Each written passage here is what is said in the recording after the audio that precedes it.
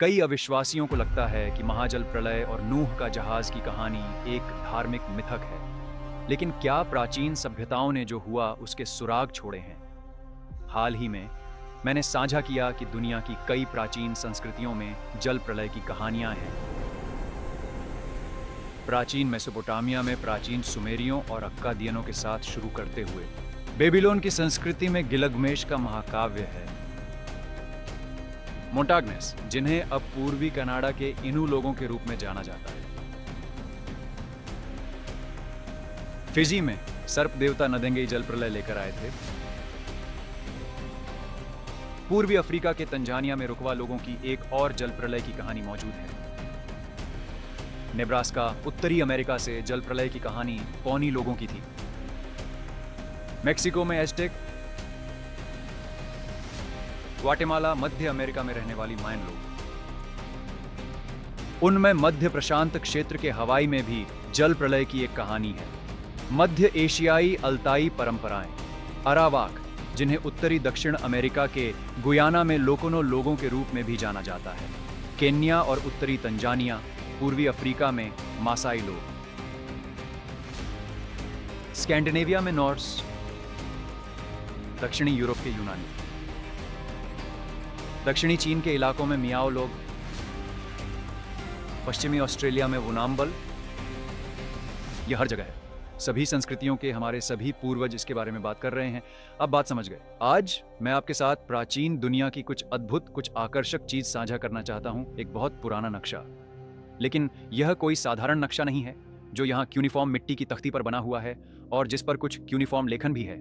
यह पूरी दुनिया का सबसे पुराना नक्शा है, लेकिन यह सिर्फ सबसे दिलचस्प हिस्सा नहीं है। जो बात मुझे और भी अधिक आकर्षक लगती है वह यह है कि उस पर क्या बना हुआ है। निश्चित रूप से यह वास्तविक वस्तु नहीं है, यह सिर्फ एक प्रतिलिपि है। इस प्राचीन तख्ती का अध्ययन करने वाले विद्वानों के अनुसार यह वास्तव में उस स्थान की ओर इशारा कर सकता है जहां जहाज रुकी थी। हाँ, अब आपको तैयार होने की जरूरत है, क्योंकि उन्होंने इसे कदम दर कदम कैसे खोजा यह आपको हैरान कर देगा। या मुझे ऐसी आशा है, क्योंकि इसने मुझे कर दिया। यह आकर्षक चीज है। इसीलिए पहली चीज जो अद्भुत है वह यह है कि जिस स्थान पर उन्होंने इसे खोजा गया, उन्होंने इसे प्राचीन मेसोपोटामिया में खोजा था। आज हम उस स्थान को इराक के नाम से जानते हैं, और वही स्थान जहां बाइबल वर्णन करती है कि जल प्रलय के बाद पहली सभ्यताएं रहती थीं। इसलिए यहीं पर नूह और उनके बच्चे, उनके वंशज बस गए और इस पूरी नई दुनिया की शुरुआत की। ये यहीं से आता है। उत्पत्ति 11 वाक्य 2 कहता है, और जब लोग पूर्व से चले तो उन्हें शिनार देश में एक मैदान मिला और वे वहीं बस गए। और फिर उत्पत्ति 10 वाक्य 10 इस क्षेत्र को शिनार देश के बाबेल, एरेक, अक्काद और कालनेह से जोड़ता है। इसलिए बाइबल स्वयं इन पहली जल प्रलय के बाद की सभ्यताओं को मेसोपोटामिया में रखती है, ठीक उन्हीं क्षेत्रों में जहां से जल प्रलय की सबसे पुरानी कहानियां आती हैं। अब आइए दुनिया के सबसे पुराने नक्शे को करीब से देखें और इसे समझें। मूल अब ब्रिटिश संग्रहालय में है और मिट्टी की इस छोटी सी तख्ती को Babylonian map of the world के नाम से जानी जाती है। यह लगभग 6ठी शताब्दी ईसा पूर्व की है और इसका विस्तृत अध्ययन असीरियोलॉजिस्ट इरविंग फिंकेल ने किया था। निश्चित रूप से श्रेय जहां श्रेय बनता है वहां देना चाहिए। इस नक्शे के बारे में मैं जो जानता हूं वह डॉक्टर फिंकेल से आता है, इसीलिए धन्यवाद।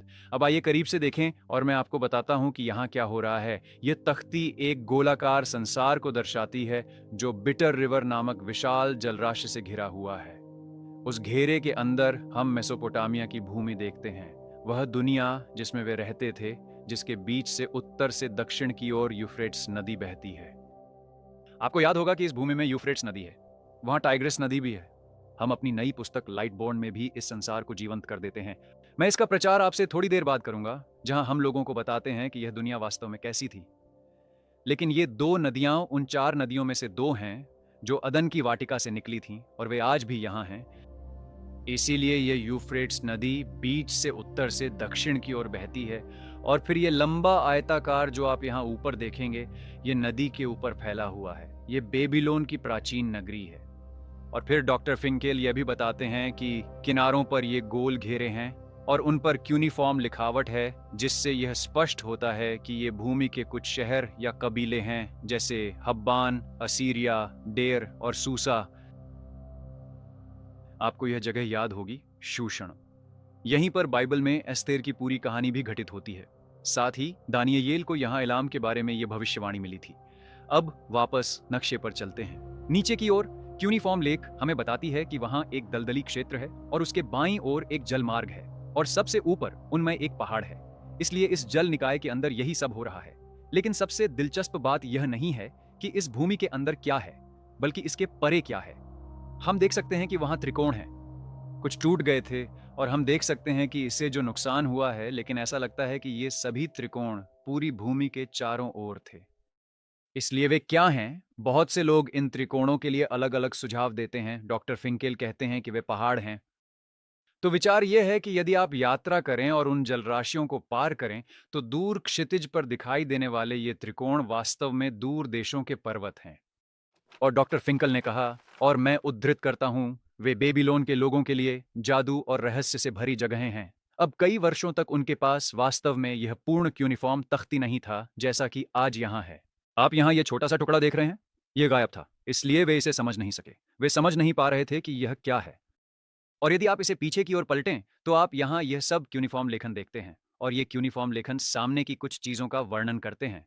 इसलिए यह आपको इन जगहों के बारे में बताता है, लेकिन वे निश्चित नहीं थे कि वे किस क्रम में थे, क्योंकि कुछ जगहें गायब थीं। उन्हें समझ नहीं आ रहा था कि नंबर 1 क्या है, नंबर 2 क्या है। उन्हें कोई अंदाजा नहीं था। लेकिन फिर कुछ अद्भुत हुआ।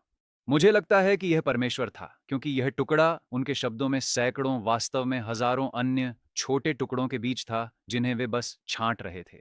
वे नहीं जानते थे कि यह क्या है, और फिर स्वयंसेवकों में से एक स्त्री ने इसे पाया और बस सोचा कि शायद यह महत्वपूर्ण है। और फिर बाद में उन्हें पता चला कि यह इस प्राचीन दुनिया के सबसे पुराने नक्शे का हिस्सा है। और फिर जब उस टुकड़े को नक्शे के साथ रखा गया, तो वह पूरी तरह से फिट हो गया, और उस टुकड़े पर लिखे लेखन ने कुछ अद्भुत खुलासा किया।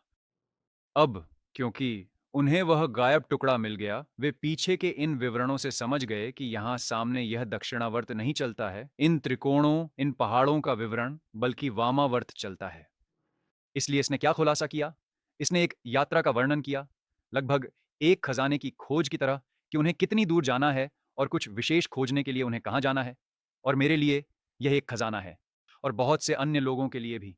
ये कहता है, जहां दुनिया से परे भूमि तक पहुंचने से पहले आपको पानी के पार 7 लीग की यात्रा करनी होगी। यानी आपको पानी के इस हिस्से को पार करना होगा जो उनकी दुनिया के चारों ओर है। और जब आप दूसरी तरफ पहुंचते हैं, तो पाठ कहता है कि आप एक पहाड़ी क्षेत्र में पहुंचते हैं। और तख्ती कुछ विशाल चीज का वर्णन करता है, जिसे आप अभी भी देख सकते हैं यदि आप वहां जाते हैं। आप इसे ढूंढ सकते हैं। जैसे मैं हजारों साल पुराने किसी व्यक्ति से नक्शे पर चर्चा करूं और वो कहे, हाँ, वो विशाल चीज वहीं है। मैं आपको अभी बताऊंगा कि वो क्या है। वो कह रहे हैं, आप यहां से उस पहाड़ डाच के सामने जाए, वो आपको दिख जाएगा। ये लगभग दुनिया के 7 अजूबों जैसी बड़ी चीजों में से एक है। उनके समय में यह उस युग के लोगों के लिए एक अद्भुत वस्तु थी। और वह क्या था? यह एक विशाल संरचना के बारे में बताता है। ग्रंथ के अनुसार उसकी लकड़ी की शहतीरें इतनी विशाल थीं कि उनकी मोटाई एक पारसिक्तु जहाज के बराबर बताई गई है। अब यह दिलचस्प है, खासकर यह वचन पारसिक्तु। क्यों? क्योंकि जो विद्वान प्राचीन मेसोपोटामिया की दुनिया, उसकी संस्कृति और परंपराओं का अध्ययन करते हैं, वे यह सुनकर चौंक जाते हैं और कहते हैं, क्या? क्योंकि यह बात बहुत ही अनोखी थी। अन्य सभी प्राचीन मेसोपोटामिया ग्रंथों में इसका उल्लेख केवल एक बार किया गया था। कहाँ? मेसोपोटामिया की जल प्रलय परंपरा में जहाज के निर्माण का वर्णन करने वाले एक जल प्रलय तख्ती में, जो गिलगामेश के महाकाव्य के 11वें तख्ती और संबंधित ग्रंथों में संरक्षित है। उस कहानी में जल प्रलय से बचने वाले व्यक्ति का नाम उत्नापिष्टिम है। उसने एक विशाल जहाज बनाया, इसलिए वह इस महाजल प्रलय से बच सके। अब हम जानते हैं कि बाइबल में यह नूह ही है, क्योंकि याद रखें, प्राचीन दुनिया में अलग अलग भाषाएं थीं, हाँ, लेकिन वे लोगों का वर्णन करने के लिए उन अलग अलग भाषाओं का उपयोग करते थे। उनके नामों के अर्थ होते थे। उदाहरण के लिए प्राचीन इब्रानी भाषा में नूह का अर्थ है विश्राम या शांति। बेबीलोनियन में उत्नापिष्टिम का अर्थ है उसने जीवन पाया या उसने जीवन प्राप्त किया। यह समझ में आता है कि वे नूह को इस नाम से क्यों पुकारेंगे। लोग जैसे जैसे समय बीतता गया, अगली पीढ़ियां वे नूह को एक ऐसे व्यक्ति के रूप में देखते थे जो बहुत दिलचस्प है और जिसके पास जीवन है, जिसने जीवन प्राप्त किया। क्योंकि जब जल प्रलय हुआ तब वह 600 वर्ष का था। और फिर वह कितने समय तक जीवित रहा? बाइबल कहती है 950। इसीलिए वह उस समय में एक बहुत ही अधिक आयु वाला माना जाता था, जहां लोगों की आयु कम कर दी गई थी। जल प्रलय के पुराने सुमेरियन संस्करण में नूह को जीवशूद्र कहा गया है, जिसका अर्थ है लंबे दिनों का जीवन या लंबी आयु वाला। इसलिए हम जानते हैं कि यह नूह है। और जब हम इस पर्वत पर इस विशाल संरचना का वर्णन करने वाले बेबीलोनियन मानचित्र को देखते हैं तो यह कहता है कि लकड़ी के शहतीर पारसिक्तु जहाज जितने मोटे थे, और वह वर्णन केवल एक अन्य प्राचीन पाठ में मिलता है जिसे बेबीलोनियन आर्क तख्ती के रूप में जाना जाता है। इस तख्ती पर मेसोपोटामिया की जल प्रलय की कहानी में जहाज के निर्माण का वर्णन किया गया है।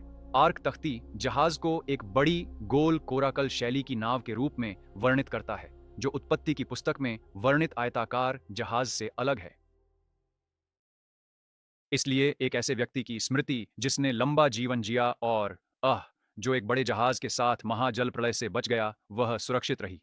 जैसे जैसे हम इतिहास में आगे बढ़ते हैं, हम देखते हैं कि नूह और जहाज के बारे में कई कहानियां हैं जो उसे अलग अलग नाम देती हैं। अलग अलग परिवार के सदस्य, संख्याएं कभी कभी बदल जाती हैं, नाव की शैली भी बदल गई। कभी कभी तो यह एक छोटी नाव भी थी। लेकिन जब हम बाइबल पढ़ते हैं तो हम देखते हैं कि सच्चाई कहीं अधिक स्पष्ट है। अब जल प्रलय की कहानी के इस संस्करण में मानचित्र वर्णन करता हुआ प्रतीत होता है। डॉक्टर फिंकेल के वचनों के अनुसार वे कहते हैं, मानचित्र इस पर्वत की यात्रा का वर्णन करता है और वहां आकाश के सामने उभरी हुई आकृति में लेख सुझाव देता है कि आप एक विशाल प्राचीन जहाज, नूह के जहाज की लकड़ी की पसलियों को देख सकते थे। दूसरे शब्दों में यह लेख का सुझाव है कि प्राचीन बेबीलोनियन मानते थे कि वहां जहाज के अवशेष आज भी देखे जा सकते हैं। यहीं से यह और भी दिलचस्प होता है, और मुझे आशा है कि आपको भी इसे जानने में उतना ही मजा आ रहा होगा जितना मुझे आया। मुझे इसके बारे में शोध करना पड़ा और इसे समझना पड़ा। यह नक्शा उरार्तू नामक क्षेत्र को भी प्रकट करता है। क्या आप पूरी तरह से समझ रहे हैं? क्योंकि हम उत्पत्ति 8 वाक्य 4 में पढ़ते हैं कि यह कहता है, और 7वें महीने के 17वें दिन जहाज अरारात के पहाड़ों पर टिक गया। बाइबल में अरारात नाम वास्तव में उरारतू के प्राचीन साम्राज्य का इब्रानी नाम है। दिलचस्प है ना? इसलिए जब उत्पत्ति की पुस्तक कहती है कि जहाज के अरारात के पहाड़ों पर आकर रुका, तो इसका मतलब इस साम्राज्य के पहाड़ी क्षेत्रों से था। इसलिए दोनों परंपराएं मेसोपोटामिया के उत्तर में उसी पहाड़ी क्षेत्र में जहाज के विश्राम स्थल को मानती हैं। वास्तव में आज भी माउंट अरारत के पास एक स्थल है जिसे डुरुपिनार फॉर्मेशन कहा जाता है, और उसमें नाव के आकार की एक रूपरेखा है जो लगभग उत्पत्ति में वर्णित जहाज के समान लंबाई की है। कुछ शोधकर्ताओं का मानना है कि यह एक बड़े प्राचीन जहाज के अवशेष या छाप का प्रतिनिधित्व कर सकता है। जहाज जहाज कितना लंबा था? जब हम बाइबल पढ़ते हैं तो हम उत्पत्ति 6:15 में पढ़ते हैं, इसकी लंबाई 300 हाथ और चौड़ाई 50 हाथ थी और ऊंचाई 30 हाथ थी। यह बहुत बड़ा है। बहुत से लोग नहीं समझते कि यह कितना बड़ा है। मैं केंटकी में आर्क एनकाउंटर में गया था और उन्होंने इसे बिल्कुल इन्हीं मापों के अनुसार बनाया है, और भाई ये बहुत बड़ा है। यदि आप इसके बगल में खड़े होते हैं तो मेरा मतलब है ये विशाल है। इसीलिए यदि आप जा सकें तो आपको वहां जाना चाहिए, क्योंकि वे आपको अंदर और बाहर से साबित करते हैं कि जल प्रलय से बचना कैसे संभव हो सकता था उन सभी जानवरों के साथ जहाज में। उनमें इस प्राचीन दुनिया का इतना कुछ है जिसे बहुत से लोग नहीं समझते हैं, और यह महत्वपूर्ण है क्योंकि यह अंत समय से भी जुड़ता है। मैं अपने भाई हिरनू के साथ लाइटबॉर्न नामक एक उपन्यास लिख रहा हूं, और यदि आप समझना चाहते हैं कि ये सभी चीजें कैसे जुड़ती हैं तो यह पुस्तक लें।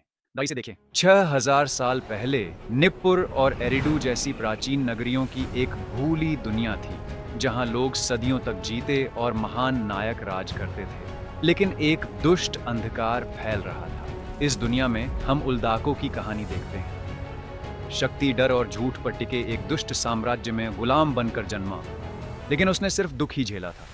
अपनी बेड़ियों के पार जानवरों, ड्रैगन, परमेश्वर और कुलों की रहस्यमयी दुनिया से अनजान, पर उसकी कहानी कुछ बहुत बड़ा उजागर करेगी। एक गुप्त वंशावली, आदम और शेत के वंशज, उस सच्चाई की रक्षा करते हुए जिसे दुनिया खो रही थी, क्योंकि मानव इतिहास के पीछे एक और युद्ध चल रहा है। गिरे हुए प्राणी, नेफिलिम और सब कुछ तबाह करने की एक साजिश। और इन सब के बीच एक प्राचीन भविष्यवाणी, एक चुने हुए का आना जो अंधेरे में रोशनी लाएगा।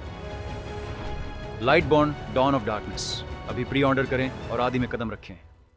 ठीक है, मुझे आशा है कि आप वह पुस्तक लेंगे। ये किसी के लिए भी एक बहुत अच्छा दान है, विश्वासियों और अविश्वासियों के लिए भी। हमने इसमें प्राचीन पुरातत्व को शामिल किया है ताकि यह वास्तव में जीवंत हो सके। हम कई सवालों के जवाब देते हैं, चाहे वे जल प्रलय से पहले और बाद की दुनिया से जुड़े हों या फिर विश्वास की समर्थन में दिए जाने वाले तर्कों से संबंधित हों। अब एक बात जो आपको समझने की जरूरत है वह यह है कि यह प्रतीकात्मक भी हो सकता है। नूह और उसका जहाज भी इस बात का प्रतीक है कि परमेश्वर ने नूह को उस विनाश से बचाया जो दुनिया पर आया था। अंत के समय में एक और विनाश की भविष्यवाणी है जहां परमेश्वर इस दुनिया को नष्ट कर देगा और वह एक नया स्वर्ग और एक नई पृथ्वी बनाएगा और वह कुछ लोगों को बचाएगा भी। लेकिन इस बार कोई जहाज नहीं, बल्कि केवल वे लोग जिन्होंने यीशु मसीह पर विश्वास किया। यही वे लोग हैं जिन्हें वह आने वाले न्याय से बचाएगा। विश्वासियों का न्याय बेमा सीट पर हमारे स्वर्गीय पुरस्कारों के लिए होगा। इसे समझने के लिए यह वीडियो देखें। और यदि आप बाइबल भविष्यवाणियों, विशेष रूप से उत्पत्ति 3:15 में स्त्री की संतान बनाम सर्प की संतान और यह अंत समय में कैसे जुड़ता है, इसे और समझना चाहते हैं तो यह वीडियो देखें। सब्सक्राइब करना न भूलें। परमेश्वर आपसे प्यार करता है और मैं तुमसे प्रेम करता हूं।